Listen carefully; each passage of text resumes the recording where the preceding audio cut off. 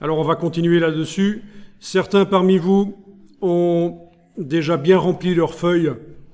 Donc ce qu'on va faire ici, c'est agrandir la feuille. Donc c'est tout à fait possible dans Illustrator d'agrandir la feuille A4 après avoir commencé le travail. Vous allez activer cet outil-ci, l'outil qui s'appelle plan de travail. Et vous allez prendre les poignées et agrandir.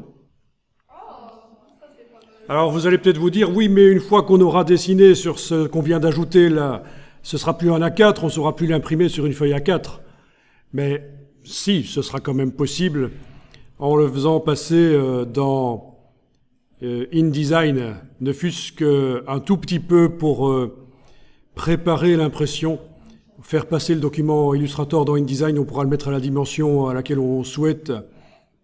Maintenant, c'est vrai que c'est un document un peu technique avec des centimètres. Il faudrait que les centimètres qu'on voit là dans Illustrator restent comme ça sur le papier, donc il faudrait imprimer sur des feuilles plus grandes.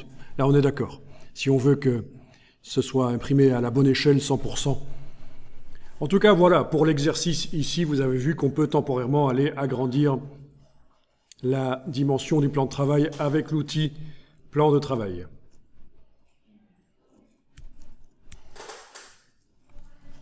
Alors, il y a une barre qui est quand même assez intéressante dans Illustrator, c'est la barre contrôle.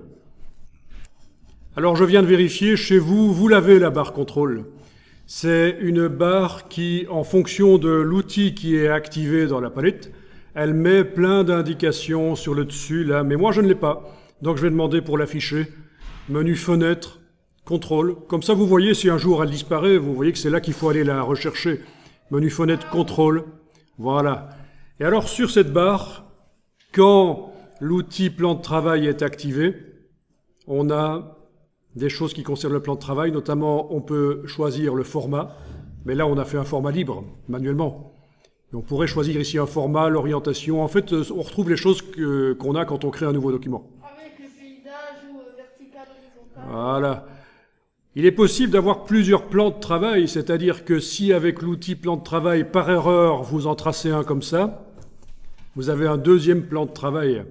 Vous pouvez le supprimer tout simplement en le sélectionnant avec l'outil plan de travail.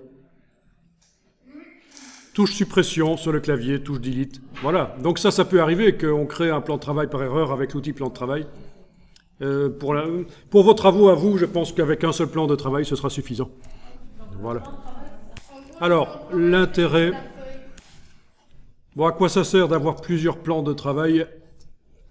Ça servira quand on fait un design d'un site web. Parce qu'un site web, c'est composé de plusieurs pages qui ont des choses en commun. Ben, ça peut éventuellement servir aussi pour d'autres cas de figure. Le cas de figure où vous avez sur le premier plan de travail mis des éléments et vous voulez absolument les retrouver sur les autres plans de travail aussi. Ça pourrait être intéressant.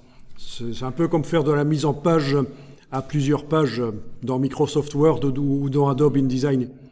Mais gardons les choses simples ici pour l'instant. On va travailler avec un seul plan de travail.